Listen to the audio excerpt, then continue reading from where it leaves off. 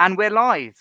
Hi everyone, it's Ash here from FPL Hints, back with another edition of FPL Hints Live. And joining me tonight is one of the greatest FPL managers of all time. And yes, he really is Finnish. But no, he is not Ville Ronka, unfortunately. But it is Markku Ojala. How's it going, Markku? It's going great. Thanks for having me. I'm trying to be the next best thing after Ville, but I think I'll be quite far behind second, but I'll try my best. I'll tell you what, you're right up there. So if you're not, second best behind Ville, you're still a living legend, mate. So thank you so much for joining us tonight. And for those that are tuning in, Markku is essentially going to talk us through his origin story and what led him to become a Hall of Fame manager. So a quick rundown would be his eureka moment, the importance of the Hall of Fame to Markku, and also this candid question of whether top 10k finishes are more important than winning FPL or trying to win FPL. We're going to talk about effective ownership. We'll talk about the importance of content in decision making, also general tips as well, and some key tips with respect to bouncing back from a bad game week. And of course, we'll have a Q&A at the end as well. And for those that are tuned in live, I'm happy to answer any questions at the end. If we can keep the questions relatively generic and not to do with like your game week dilemmas per se, I'd really appreciate that, just so that we can keep it more strategy focused. But before we dive in, I can't start without mentioning Game Week 39. So, Game Week 39 is an annual charity football match that is co-organised by Benny Blanco and I, and it essentially brings fantasy football managers from around the UK and around the world together to raise money for a good cause. And in this case, it's for Street Child United. Last year, during the first ever Game Week 39, we raised over £6,000 for them, and that money directly went to the Street Child United World Cup that took place at the end of last year. And we were truly honoured that the power of the FPL community, when we all come together for a good cause, was able to do so much. And I'm truly humbled to be involved in such a project. So Game Week 39 will take place once again at Castle Vale in Birmingham, but this time it's Saturday the 3rd of June, and you can go on our website, that's gameweek39 or GW39 northvsouth.co.uk, or you can go to the Twitter handle at gameweek39FPL, and you can buy a ticket, costs £5. All of those proceeds go to the charity. Or you can, if you're not able to attend and you still want to donate, you're welcome to do so through a non-ticket donation. So please do check that out as well. And we'll be talking more about that game in the weeks and months ahead. And there's also a fantasy football game with that as well. So we're literally bringing fantasy football to life, albeit it's the other way around. So yeah, looking forward to that. So yeah, without further ado, Markku, how are you first of all? I've just deep dived straight into it. So how's it going? It's going fine, both in life in FPL, like 58k currently. So I think that's a good place to be. So everything's going fine. How about you? What's your current rank?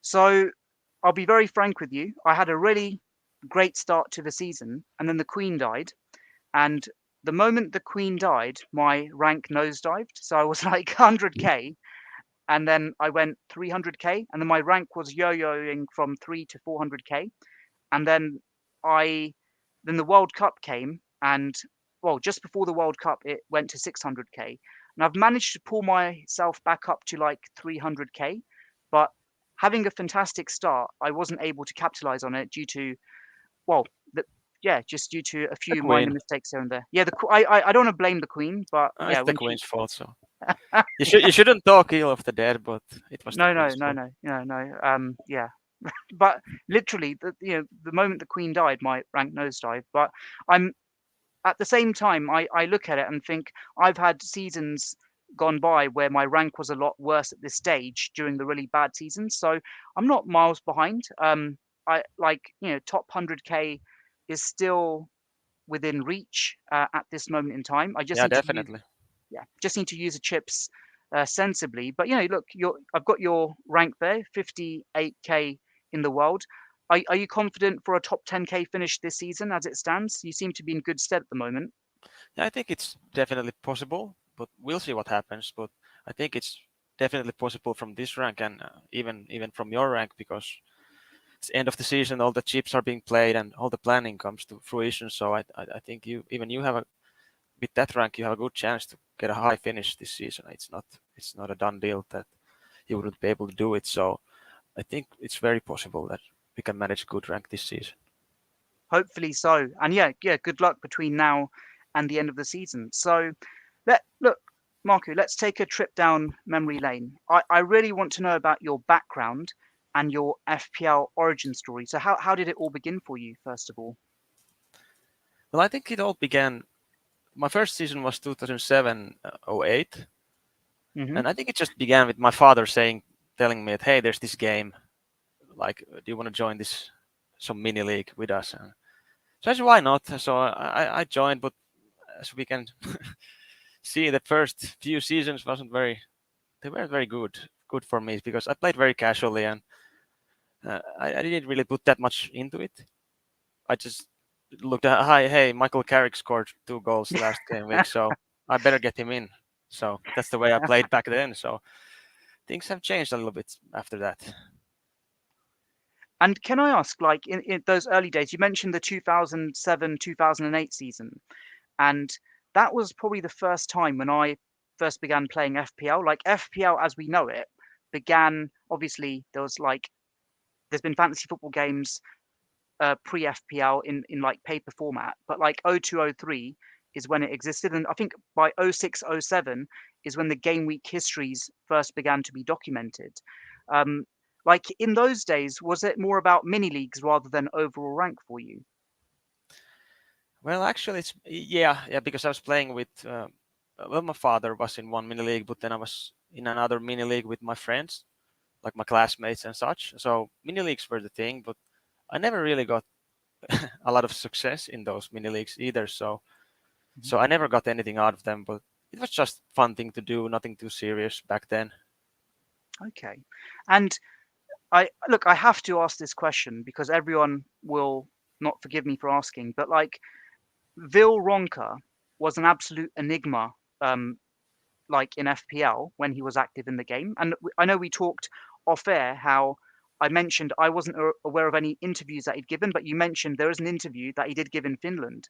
Like, like, how is he regarded in Finland within the FPL community circles? I know he's like enigma and anonymous, but how is he regarded in Finland even to this day? Well, even to this day, I believe he's regarded with very highly. But Hmm. to be honest, I can only maybe talk to my for my own opinion because I'm not that deep in the Finnish FPL scene. I've tried a little bit to connect with some Finnish FPL accounts lately on Twitter and such, but I haven't really been that much into that scene. It's very small scene compared to Norway and some other Nordic countries. But hopefully it keeps growing and we'll see more names at the top of the rankings soon. Absolutely. And there's one thing that I've seen time and time again, and like I've seen this across like multiple years, and I've seen this like across like multiple like trending tools as well. That when it comes to the best managers in FPL on average, the Scandinavians from Finland, Norway, Sweden, they just seem to be doing so amazingly well. Yeah, And Norway especially seems to be like crazy good. I don't know. I don't know yeah, how they have so many great managers come from there. I don't know what's that about. exactly. Exactly. I would say on a per capita basis, they just do exceptionally well. And it's it's the some of that like magic dust has like clearly rubbed on to the neighboring countries as well. But I wanted to ask you, Marku, that when you talked about those early days and how it all began for you, but at what point was it from noticing, oh, Michael Carrick had scored some goals? When was it that from being like a casual hobby, did you begin to take it more seriously? Which season was it? What was a moment that you can recall where things changed for you? Well, looking at my season history, I think the season was 2015, 2016 season. That's the first good rank that I have ever achieved. Uh, Hmm. and I actually remember the pretty much the exact moment that it changed for me because Oh wow. I was in a holiday in Cyprus, and I was at the pool, and I had my tablet with me, and I somehow managed to find a FPL Tips YouTube channel, Yeah. and I started watching the YouTube video. I was like, wow, you can actually take these things into consideration. Like you can actually look at big chances and chances created and stuff like that. I had never done anything like that before, so it kind of hooked me right away. I like binged watch some of his even his earlier videos that didn't have anything to do with the current game week, but it hooked me right away. And from there, I just somehow I found Fantasy Football Scout webpage. I think that was the first one, and then I joined the bought the membership there and started looking at stats myself, and then I joined Twitter and started following certain accounts, and I think that's the ball got rolling that way.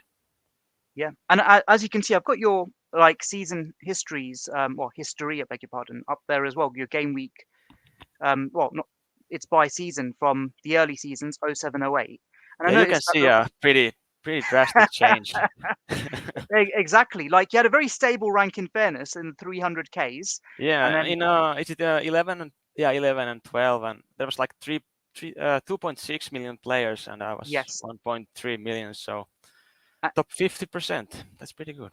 yeah, and I look at that like in awe because 11, 12 is that was my best ever season when I finished 110th 10th in FPL. So That's my worst. yeah, exactly. So it's like a converse, so to speak. So, relatively stable rank. And then I noticed that gradually 14, 15, you broke into the top 100K with an overall finish. And then, like you've said, the 15, 16 season is when it all totally changed. You mentioned the content that you saw, and you're like, oh, wow, this is something quite interesting. It fed you and it almost provided a new narrative for you. Was it like, would you say that in those early days, like, were you consuming that content heavily, or was that like the first bit that you saw when you like had a fantastic 15, 16 season? I think I started consuming content quite heavily right away. Of course, back then there wasn't as much content as there is now. Like there's crazy amount of content available these days, but Yeah. I think it hooked me right away. Like it had been just a kind of fun thing to do. Probably didn't remember the deadlines either, and did the transfers if I could. But it when I saw that YouTube video, it hooked me right off the bat, and I kind of went all in right away, I'd say. So I consumed, I think, a lot of content as much as there was possible in the early days.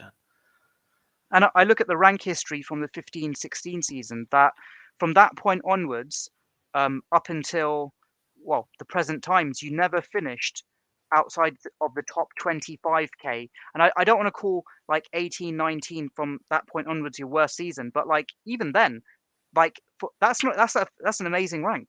So Yeah, like that's a very good rank. But yeah. yeah, but of course uh, I had years in a row in top 10K. So when I landed 24K, I thought, this was a bad season. But in reality, that's a great score as well. Absolutely. And I noticed that like your ranks, right, just got progressively better. And then, of course, your best ever finish was finishing last season 123rd in the world. And of course, that must have catapulted you way up into the Hall of Fame ranks, as we know, which it did. You're now a top 10 Hall of Fame manager. Like, how Yeah, does that feel? that actually felt really good. And but I also realized that if I this one great rank, it brought me really high like in a one season pretty much. Very a lot of I can have one bad season, and I think I can drop drop a lot as well. So I know it might be just a temporary thing to be this high on the rankings, but I'll enjoy it while it lasts. So when did you first like notice the Hall of Fames in FPL? I think I honestly noticed them first time maybe like 3 seasons ago or something. Okay. Yeah, I never saw them before that. I didn't pay any attention to it, but then they somehow popped into my feed somehow, and I look and I go, oh, what's my rank? And I saw it's pretty high. So after that, I've been way more interested in them, checking them more often when I saw that I'm ranked pretty well. So, but there were many seasons that I ranked pretty well, but Yeah. I never checked those Hall of Fame sites before, just a couple of seasons ago. And like talking of the Hall of Fame, like you've talked about, like it was only 3 seasons ago that you first were aware of them, and I think like previously, it used to just be Fantasy Football Scout, and then we had like FPL Research, we've got Premier Fantasy Tools, and also Live FPL as well. And I just want to actually, I don't want to like show you off, but I am going to just for our audience. So for those that haven't seen the ranks, I'll just share it now. So there's Markku, ninth in live FPL. I believe that there is a Finnish manager who's higher than you. Is it Finn Solly in these No, no. ranks? Oh, he's Norwegian. Oh, he's Norwegian. Oh, sorry, I Yeah, yeah. beg your pardon. So you are the highest ranking like Finnish manager in this Hall of Fame then? Yeah, I think so. I think that's correct. That is such a misleading name, Finn Solly. Yeah, I mean, you would think, but you Yeah. would think so, but And then I'll come on to the next like table, which is the FPL Research Hall of Fame. So you're 14th there, and of course, each of these Hall of Fames have their own like ranking system. But if I just go across the screen, it's got like your past history as well, and I think the weighting also is different for this particular table. yeah. Luckily for me, they most of these sites, uh, the recent seasons are weighed more heavily. Luckily for me, because my early seasons, as you saw, they were pretty And bad. So luckily they don't they don't give way to those as much. yeah. So in the case of the FPL research table, you can see the cutoff is the 13-14 season. And if you have like in this season and next season, if you finish really high, right, these two other ranks will go, and your Hall of Fame ranking here, you'll go even higher. Like you could, Yeah, if I can have a couple of respectable seasons, I think I should it be possible to make it top 10, maybe yeah. in this list. And then I'll lastly come on to the Scout Hall of Fame. So you're eighth there, um, with some esteemed company. So I think we recognise some of those names there. Yeah, the number Again, 10 is actually Finnish on this list. Petteri Ylimaa. That's a Finnish name. interesting. So there's And one Finnish guy breathing down my neck, so I have to beat him at least. yeah, put Petri in their place. And it's interesting, like the Scout Hall of Fame. Can you see the cutoff there at the top? It's the 11-12 season. So that was Oh your yeah, worst. that makes my my worst season makes it nice. Exactly. And once again, because you had this progressive journey where you had like some like average ranks, and then they got better and better. Like I've said, I really wish that, all the best this season and next season. Again, that 1.3 million rank will disappear from here. And I'd expect you to be like in the top five potentially of the Scout Hall of Fame. Yeah, if I would make top 10k, I think that's very much possible, but that's a long way to go. We'll see at the end of the season. Absolutely. And I think lastly, I mentioned the Premier Fantasy Tools Hall of Fame as well. But I believe due Yeah, to the way, let's not mention that let's one. not So. mention that one. Yeah, I'm I don't think I'm ranked in their top 1K. In fact, you know what? I'm gonna quickly show myself off as well, because I don't really often get to. I'm ranked in one of these tables as well, which is the Live FPL .NET Hall of Fame. So I'm there in the top 500, and it's interesting. Like the weighting in this particular table, I've noticed because I've had the um, 4 top 5k ranks, despite me having some problematic ranks in between, it's actually helped me be in the top 500. Whereas in the other tables, I wouldn't even be in the top 1,000 at this moment in time. So I find them really fascinating, to be honest with you. And I hope that they carry on. And I believe that as more FPL managers play FPL and as more people become addicted to the game, I feel that these Hall of Fames will like gain more like not acceptability, but they'll be known more, and I think people will hold them to even more like higher esteem, I guess. Yeah, I think you're correct on that one. So hopefully I can keep it up and stay at a respectable rank on those because Absolutely, absolutely. Your trajectory, as we've seen in those Hall of Fames, like if you can carry on that trajectory, okay, you might not finish 123rd again, but like a respectable top 10, top 20k rank, you're automatically your Hall of Fame ranking will improve. So, all the best with that. But I wanted to just come on to one thing. You mentioned about you were on holiday and you're watching that bit of content, and then that's when you kind of felt you're beginning to take the game more seriously. Would you say that was your eureka moment from becoming a casual FPL manager to an FPL addict, or was there anything else that led to that conversion? yeah, for me that was exactly it was like a conversion, I would say. It was like it happened in an instant. It was like Hmm. I think like right off the bat, everything changed for me as an FPL manager. Of course, I wasn't right away like a great manager, but my interest in the game changed right away.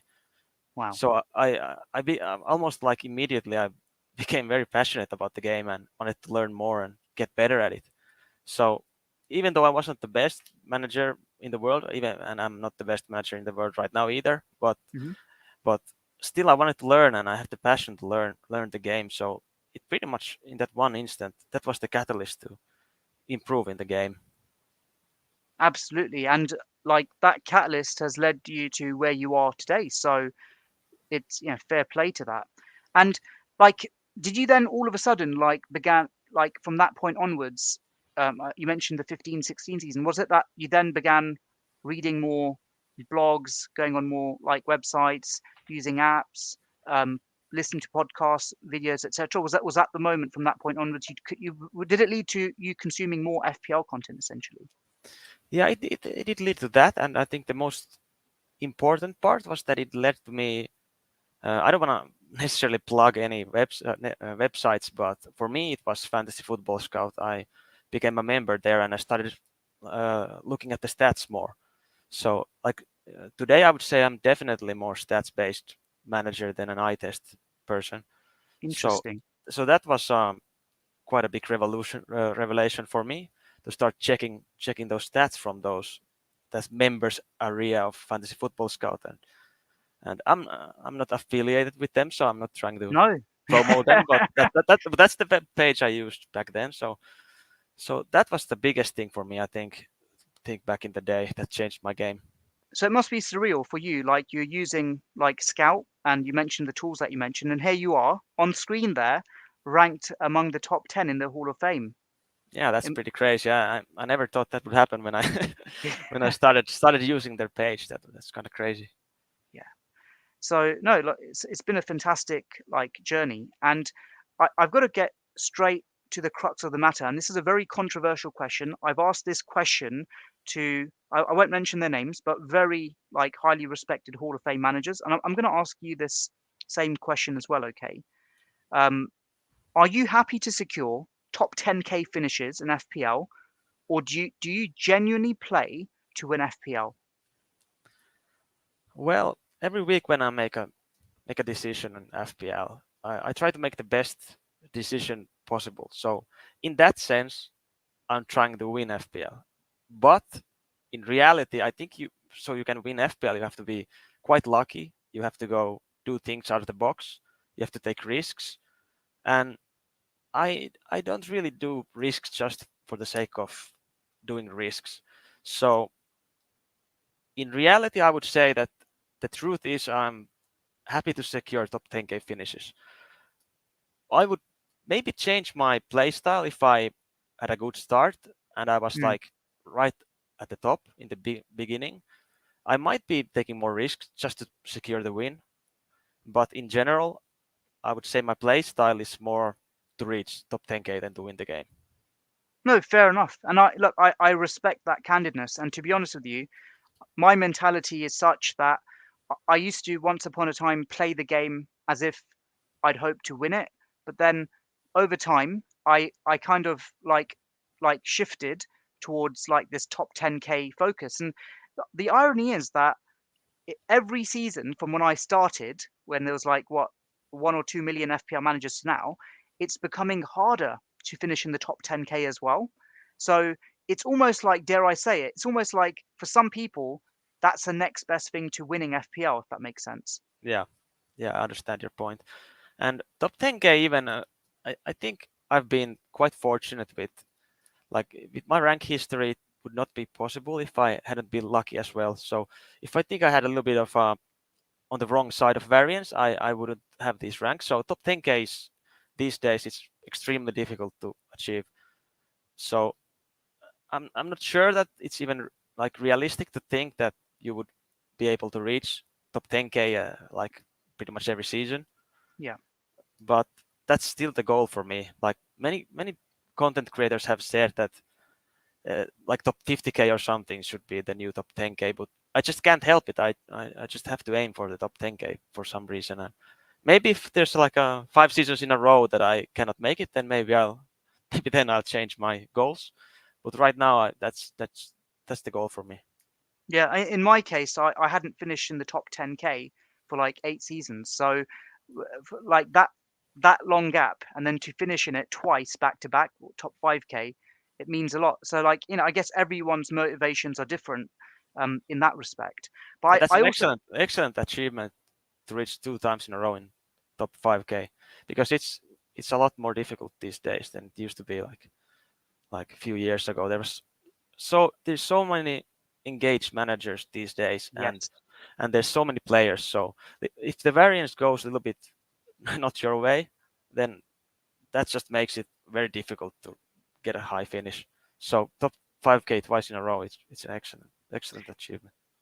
Thank you so much. And look, I won't lie to you, luck plays a lot in that. I remember last year, like Stats FC were all about Josh King, and I Test FC were all about Emmanuel Dennis, and we know who won that debate, and obviously then Watford got relegated as well. I feel that so much of FPL is down to these 50-50 decisions, and I say it time and time again. This isn't esports. We're not physically controlling these players. We can't, it's out of our hands. We're just there. We're hoping for the best, but at the same time, we just have to be lucky, and that's part of the game as well.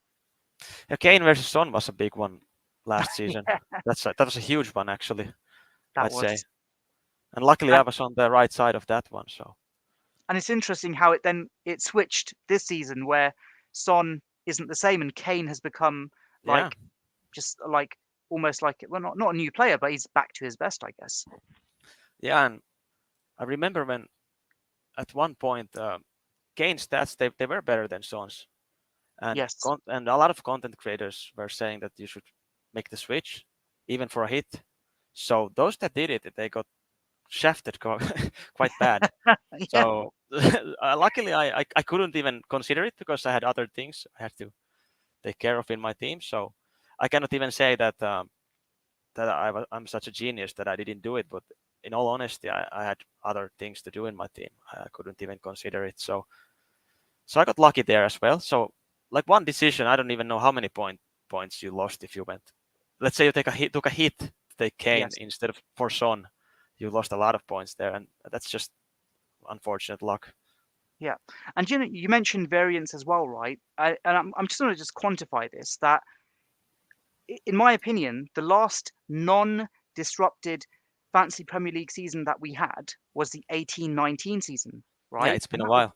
it's been such a long time. And obviously this season we had the postponements because of the passing of the Queen.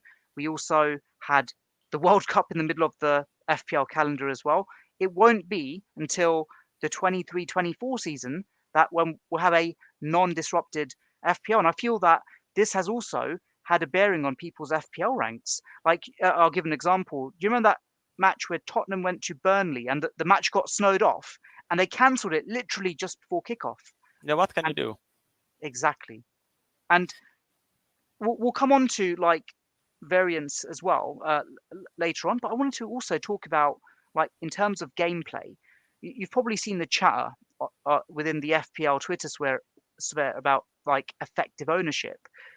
Is that something that comes into your mind when you're buying a player or when you're captaining a player? I've got strong opinions on it, but I'd really like to hear from you, and how much that influences your strategy when it comes to FPL gameplay. Uh, in captaincy, it has a bigger role. I think most weeks I'll go for the most popular captain, I'd say, but not always. Sometimes if there's a slight EV difference, I might go for the other one. But in general, in transfers, I don't really pay attention to effective ownership, to be honest.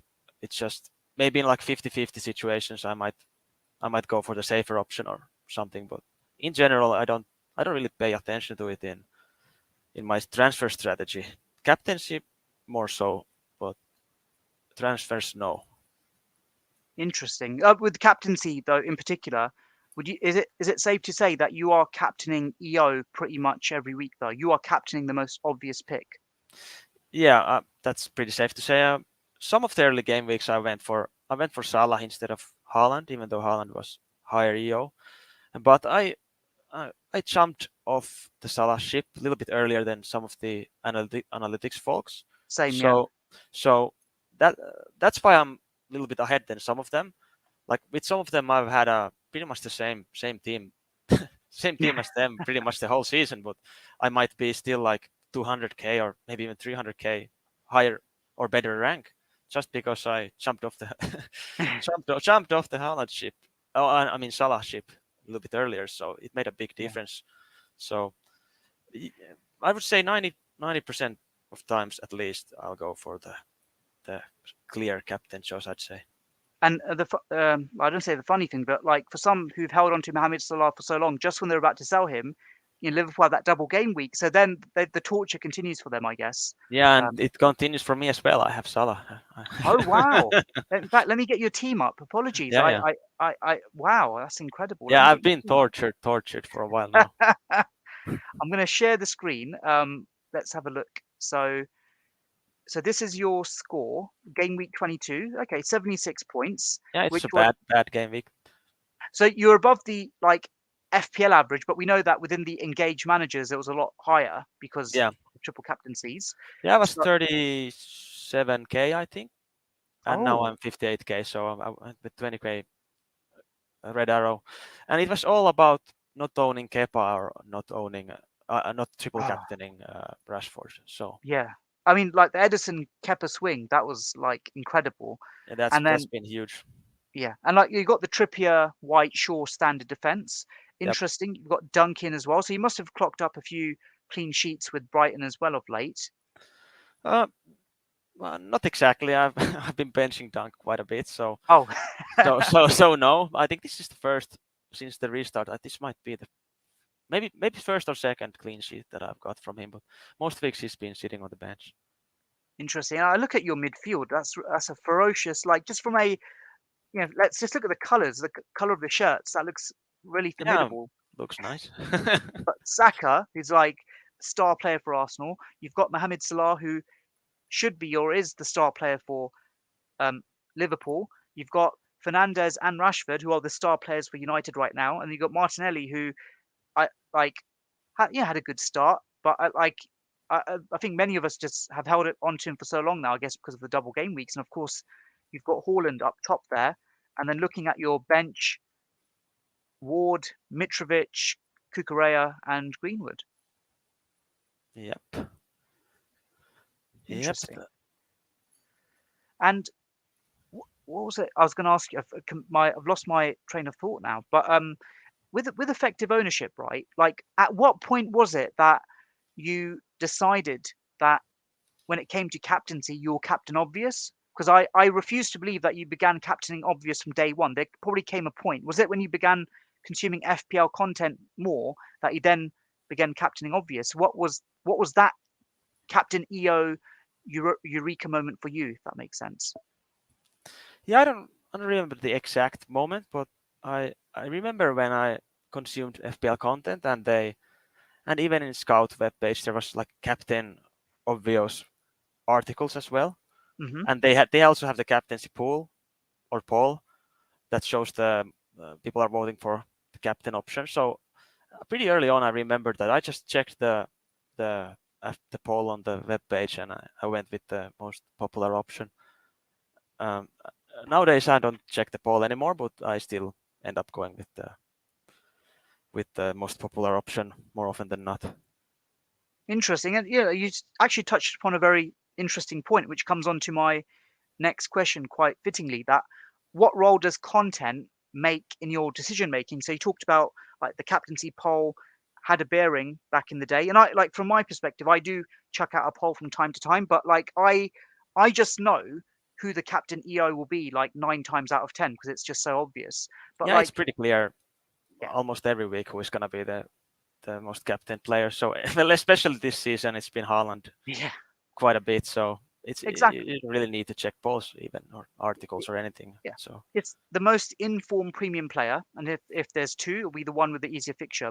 Nine times out of 10. yeah, that's Uh, exactly it. But when it comes to like the present and how you've done in the past few seasons, like what role does content make in your decision making now? Is it like you consume content, but it's just like for FYI purposes rather than a direct influencer, or is it sometimes there are some FPL managers that you still hold in high regard that you will like listen to more, or is it just like brain fog? How does content fit in your like gameplay now, I guess? Yeah, I think I every week I consume some content, and I like to get ideas from different managers because I'm under no illusions that I'm a perfect manager or always know the right thing to do. So I like to hear different opinions, and I think content actually has a quite a high high weight on my decisions. But why I've been done so well, I think I've been able to make the right decisions from the what the content creators suggest. So I don't follow blindly. I do my own thinking, but I like to get some ideas from. And you mentioned that in some managers, they are more, their rank history might be a little bit better. So I do give a little bit more weight to those. Yeah. I respect some managers maybe a little bit more than others, but that doesn't mean I don't listen to other opinions as well. Of course, no, absolutely. Fair play to that. Um, I guess this comes on to my next point about like strategy as well. That I kind of feel sometimes when content is hit to us, it's like a one size fits all solution where I feel that that's not like it's not the case. We're all in different rank tiers. We've all got different races. We've all got different motivations. And one of my critiques of FPL content in this day and age is that I still feel like 10, 15 years on from when it was a niche game to what it is now, like $1 million content creating industry. I still feel that content could be more tailored to the different like rank tiers. And I feel that that isn't happening. It's more of like, it still feels quite generic, but talk it, on that particular note, and this is probably like contradictory to what I've just said, but like in terms of like general tips, is there like a general mindset that you would like to share with people, like that you feel that could potentially help them? And like I've said, it's not the case that will be a one size fits all, but like what has helped you improve your gameplay, and what is most important when you make your decisions in FPL? Well, for me, you mentioned content for different rank tiers. How do you think it would work exactly? Because in general, I think, especially like most of the season, I think the best moves are the best moves, and I don't think you should necessarily look at the ranks that much. You should just make the correct moves that you think are right. True. So that's my philosophy. I try to just make the best decision. I don't let it affect me what my rank is, and I think the rank will come that way. So that's how I'm seeing the game. True. Just to like add clarity there, what I meant was that like sometimes like the captaincy polls, for instance, and the commentary behind them will be Captain Haaland. He's got the easy fixture, which makes total sense. Yeah. But then, like in that same article, it will talk about like the best picks, and the best picks will often be the safest picks. But if you're ranked 1.9 million, then it could be argued that you might need to take more risks, right? Oh, okay. So Yeah. Now I understand what you yeah, mean. so in that instance, like perhaps there could be articles which will say, "Are you ranked between these rank tiers? Consider these." I feel that the riskier picks, like again, some people aren't playing to protect rank who are higher up. They'll carry on taking risks, but I feel that like so often there is like agitation and frustration in those lower rank tiers when people are had a bad start, then they're playing safe, but now it's not about catching up. They're just copying people who are further further up them Yeah, in the they're not rank gonna list. catch them then. So Yeah, exactly. It's almost like, again, I'm not saying that there should be bespoke content for each rank tier, but I guess I kind of am. But like, it's almost like factoring in the different rank tiers. I feel that's not really done enough. And it's very, you look at it, it's like any article. I'm not criticizing any particular outlet, but like, I would say 99 times out of 100, it's like, general advice. And it's like, yeah, it is what it is. But yeah, it's just, that's yeah. I actually agree that there should be like the best differentials articles. yes. These are the kind of articles that can be used when if you're ranked a little bit lower to gain some ground. So I agree with you for sure. But even with differentials, like I feel that differentials can sometimes be somewhat of a mirage as well, and that Yeah. they're hyped up too much. And I feel that you'd add the caveat that here are some great differentials, but keep in mind if you've got some good informed players, then don't consider them. It's like I was very hooked on differentials very early on, to the point where like despite finishing in the early days when I still had good ranks, I would take extreme risks on captaincy. I used to play the game the way I wanted to play it rather than the way it should be played in order to get a good rank. And it's I, I feel it's changing now. I feel people like for the most part who do take the game more seriously, they they will play it more safer ultimately. But look, it is what it is. Yeah, I think that's Everyone true, but that's what are you looking to get from the game? Because exactly. playing more risky, for sure you get like bigger thrills, like your differential scores. It must be way better feeling than Captain Haaland scoring. Yeah. So it's No, what you're looking for. If you want to get a steady season where you just try to do these sensible moves, or do you want to have these very high highs and very low lows possibly? So it's just what you're looking from the game. absolutely. We've all got different like motivations, and um, it just it is what it is in many respects. One thing I do want to say, and I feel that this isn't often covered enough in content as well, um, and I feel that like the mental health side needs to be highlighted more. But I want to just bring this to you on a more personal note. That like, how do you bounce back from a bad game week? Let's say you get a back-to-back red arrow. Like, we'll use the example. I don't want to bring your rank is get your rank back up for the season. Sorry, I don't want to shame you. Sorry, but show it there. Yeah, that's So fine. I can so take. look, yeah. So you're 36K, and now you've had two back-to-back like red arrows.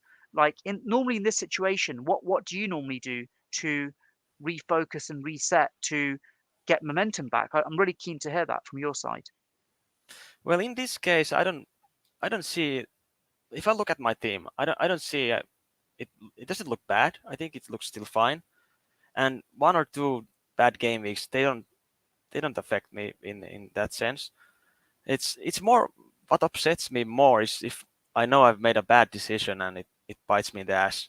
So that's what really affects me. But I would be lying Yeah, if like extremely bad game weeks don't affect me. Like for example, yeah. this season, I believe it was game week 13 maybe. I was in a holiday in Canary Islands and I made a transfer of Tony and Tony and Foden in for Kane.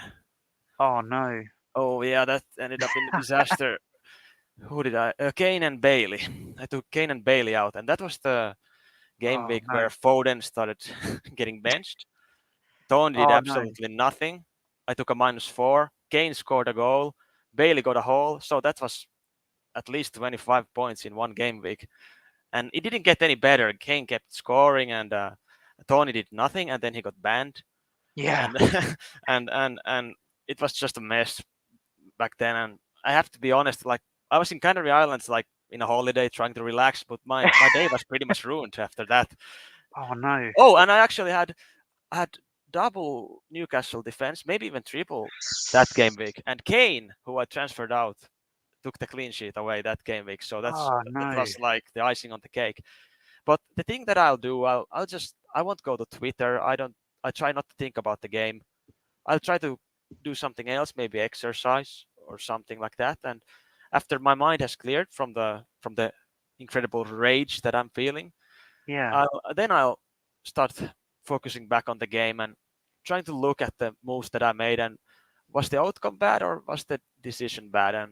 And if the decision was bad, then you have to learn from it. But if the outcome was bad and you did the best decision you could with the information you had, you just have to be a little bit merciful to yourself that these things happen and there's a luck involved in this game. So like that game week that I mentioned, like I don't think many people thought that Foden would be benched like how many game weeks in a row. That came pretty Yes. much out of the blue.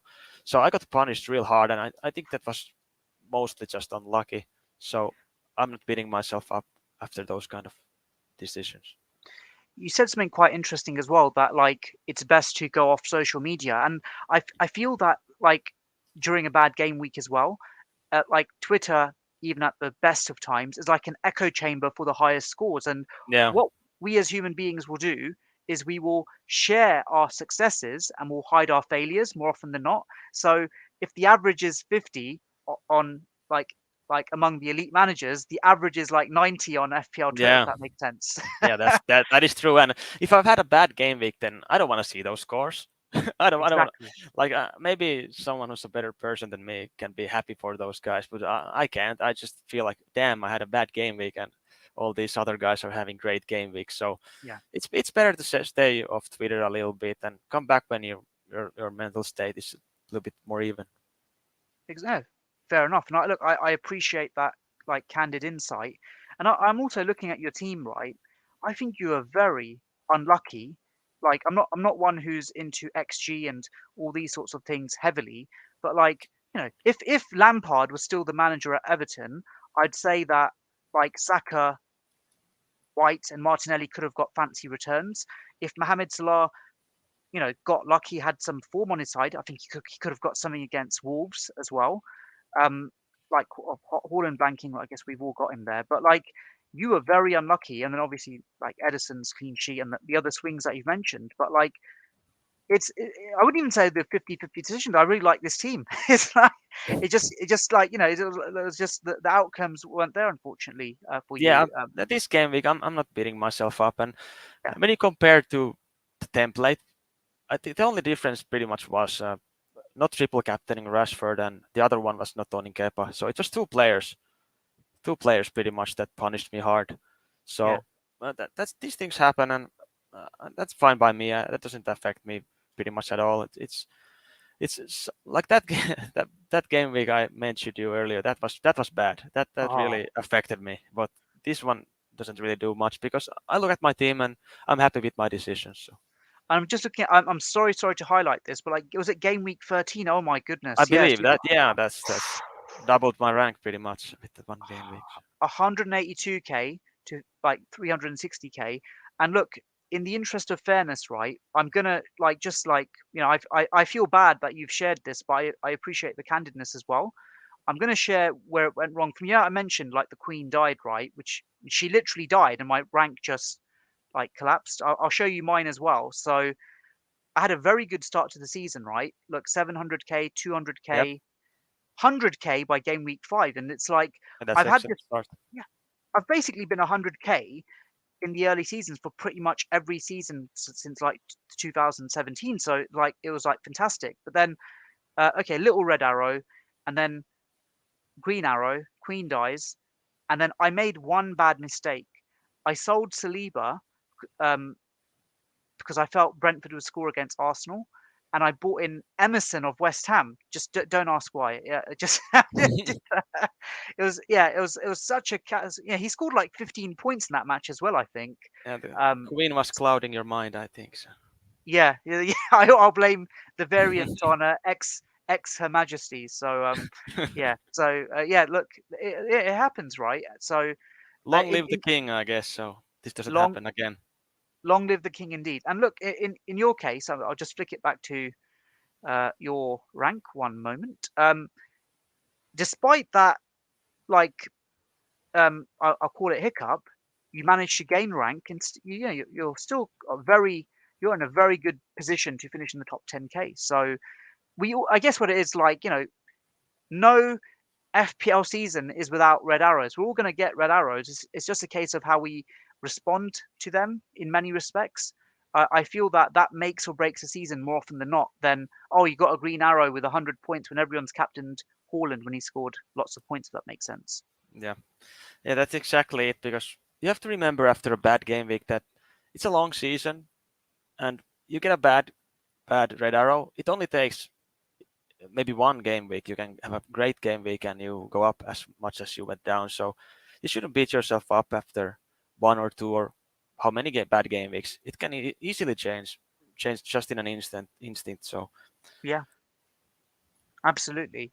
So apart from that, I'm just going to look at some questions here. And once again, really like fantastic, um, like insight from yourself, which has really, helped. It's validated some of the things that I believed in. Also, we've had some like differences of opinion as well. But I really appreciate this insight. It's not often that I sit with someone who's in multiple Hall of Fame. So no, thank you so much, Markku. yeah, thank you for having me. Hopefully my Kimi Räikkönen accent wasn't too bad. So Yeah, no, it was amazing, and like you could probably pass off for him and Ville Ronka perhaps, but again, I think that's we all sound the same pretty much in Finland. So ah no, fair play. Um, I'll come on to the questions now if that's okay for you. yeah, that sounds good.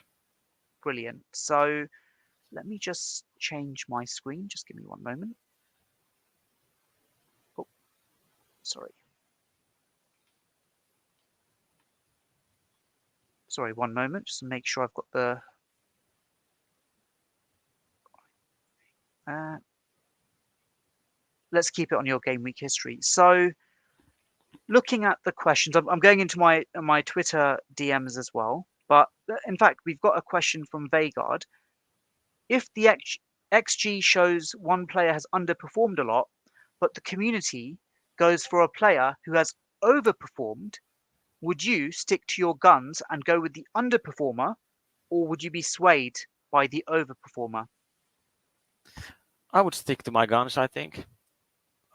Especially if I owned a guy with that high XG, I wouldn't sell him. I would trust that he comes good, and I guess Darwin this season would come to mind. And that's actually one thing that I've been lucky with because I didn't own Darwin, and when he was posting those crazy XG numbers, so I got lucky there. He should have with lower, but Yeah.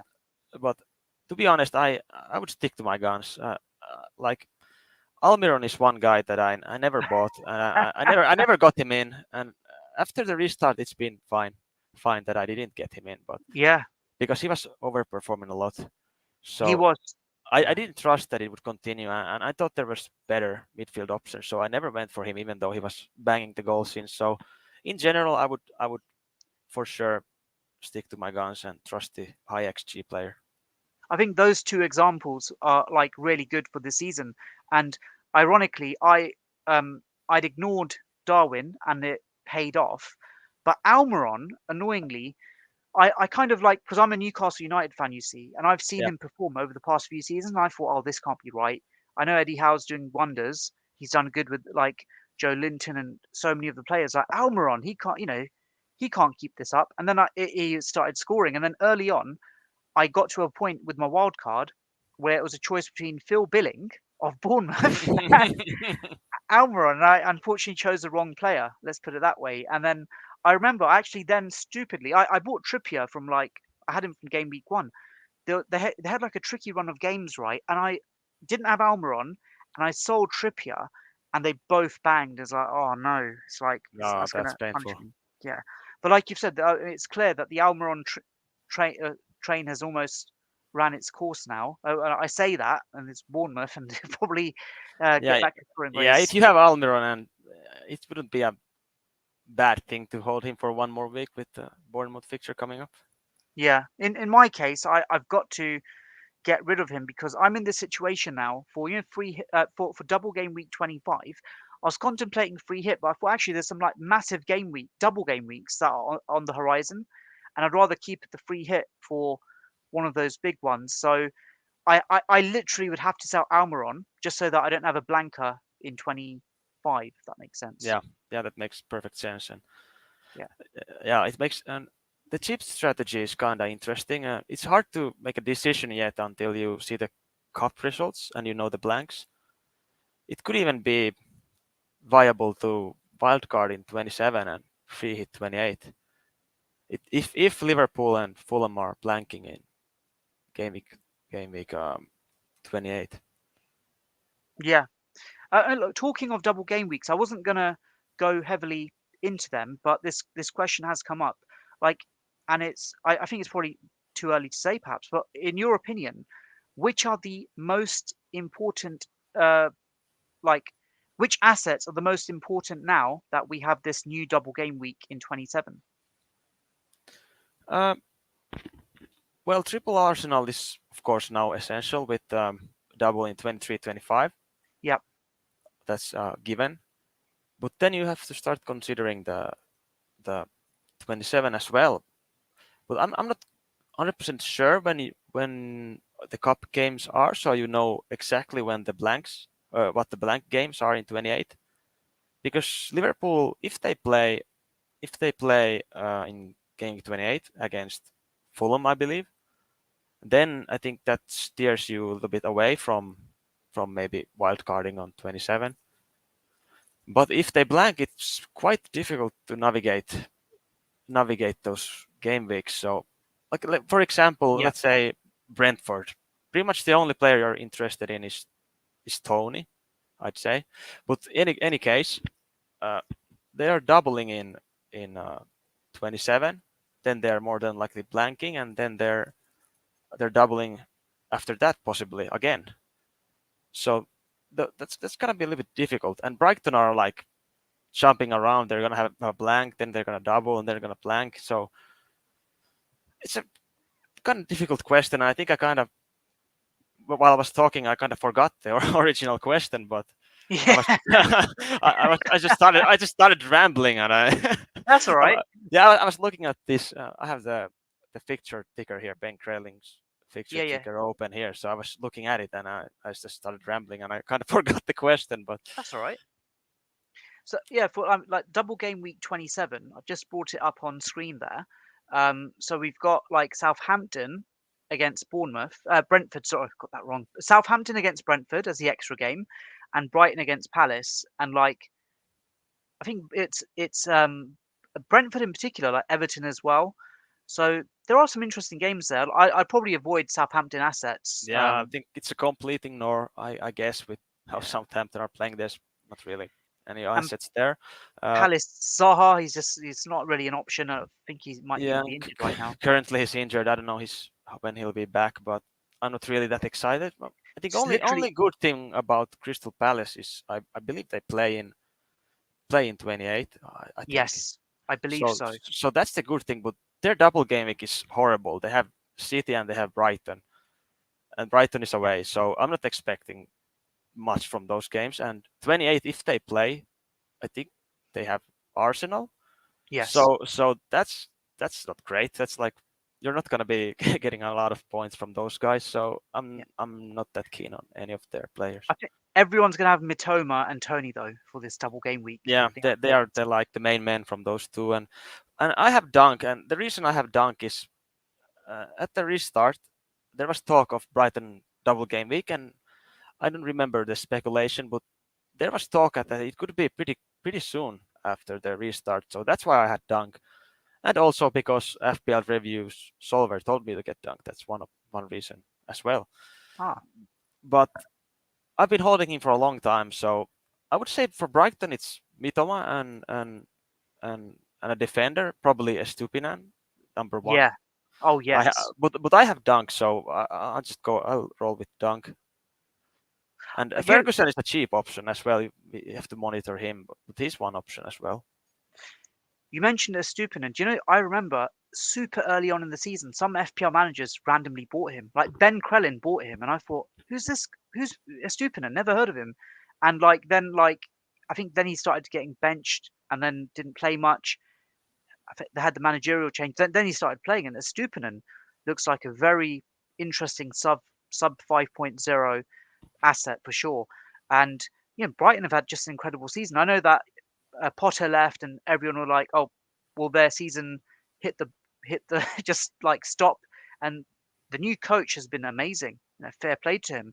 And then Potter's gone to Chelsea, and it's not been really great. It's bizarrely that like the moment Potter left, Brighton got better, and then Potter's charm hasn't just worked on Chelsea right Yeah, now. Chelsea they haven't been great, but to be fair, they've had some injuries and stuff. Oh, So of course, yeah, let's yeah, see, maybe they'll get the thing rolling. And uh, a little bit off topic now, but yes, one thing in FPL that's really important, like you mentioned, Estupinian. I had never heard of the guy. I have to be honest. When he came, I had never heard of the guy. But that's one thing in FPL that's very important. You know the correct people to follow in, yes, let's say, social media, who know more than you in certain areas. Like Ben Krelling is one option. Without him, we'd be lost, I think. yeah, So you don't have to be the best manager and everything. You just have to know the who knows about what things, who are good at which areas of the game, and you follow them and their insight, and I think you're gonna get quite far with that. yeah. One example I can give is like as and Mark on Blackbox, the way they analyze data sets, right? I couldn't spend, I don't have the interest or the time to do that myself. But when they do it and they present it in such a way that they can ascertain patterns, I find that really mesmerizing. I find it quite interesting as well.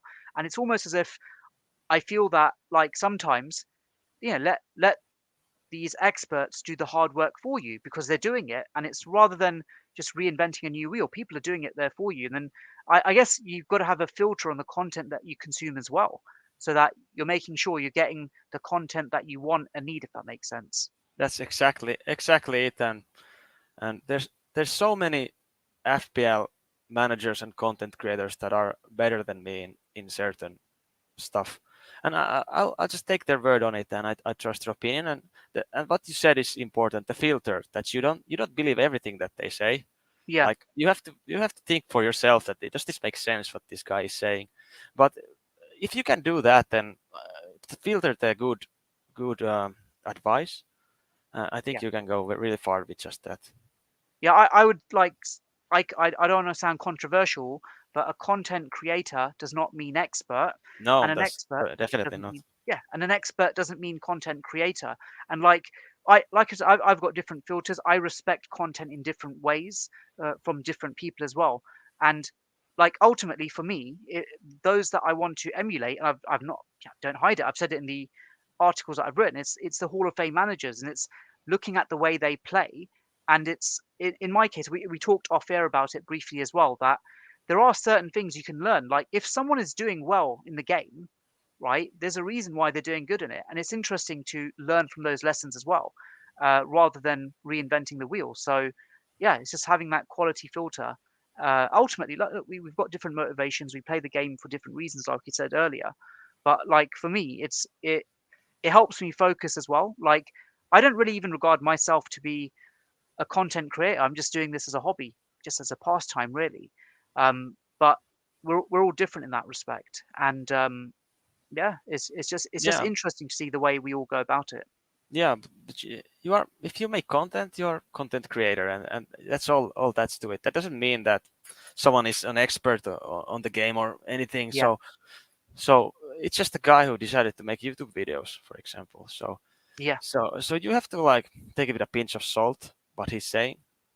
You have to use your own brain. You cannot just follow and just copy paste his theme. And yeah, especially you cannot be mad if you're if you're not gonna do well if you do that. So Controversially, some YouTubers who had a fantastic seasons, people are copying their teams and like they're yeah, getting lots of subs, but they're also complaining about it as well. yeah, but that's the thing, if you make like you want to do YouTube videos and you want to publish your videos, I know it's gonna be annoying, but you cannot help it. There's gonna be people who would make the exact same moves that you do.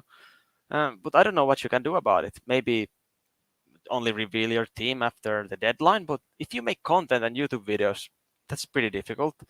You At should be minimum, thanking those people, thanking yeah, those people yeah, who are subbing. You know, oh, you're copying my team. You like to yeah, emulate me. Thank you very mm, much. Oh, you've subbed me. I've got 1 million subscribers. Thank you very much. You know, yeah. Especially if you make a living like doing exactly, YouTube videos, and if these guys are copying you, you shouldn't be too mad about it. Like you make a living doing YouTube videos about this fantasy game. So exactly. it can be annoying. It's normal to be annoyed, but I don't know you should be complaining about that too much. Yeah. But I also feel sometimes any complaints on that of that nature are probably an excuse to create content as well. That is like, Yeah. they're complaining, but to create content. But look, it is what it is. I'm mindful we ran over time because I allocated an hour. But can I just ask one more question, if that's okay, Marku? Yeah, I'm not in Just a hurry. to come through that many people who bought in Fernandez, they did it to temporarily like sell KDB. KDB's out of form. Would you buy KDB back for Bruno? I would do it definitely. He's gonna play both of the games in the double, and Bruno is gonna have a blank. He's gonna have a double blank actually coming up. So I would definitely do it. The hit is a little bit more difficult because Yeah. Manchester United has two great fixtures coming up, and Bruno is gonna play 180 minutes. So the hit question, I'm not really sure where I stand, but for free, I would do it 100%. Perfect. Look, I'm going to wrap up. Because I don't want to talk for the sake of talking, and I literally could talk all night with you, by the way. But is there anything that you'd like to plug before we go? Uh, well, maybe my Twitter. It's my name and underscore after that. Yep.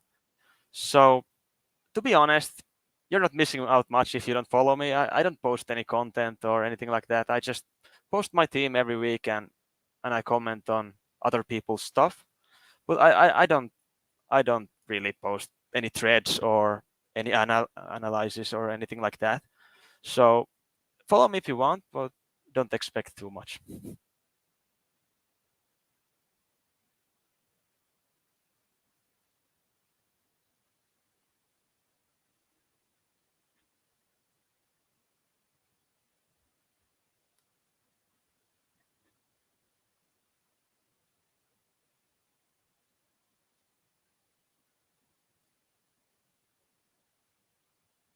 Hello. Hello. Oh, sorry, Mark. I was on mute. Uh, thank you so much. I'm gonna end it there. I wish you all the best for the remainder of the season, and I hope to have you on the show again at some point in the future. Yeah, thank you for having me, and I hope we'll at the end of the season we'll see that both of us are in top 10K. Hopefully so. May your arrows be green. May your mind be serene, everyone. Take care and all the best. Thank Thank you, you. guys. Bye. Bye.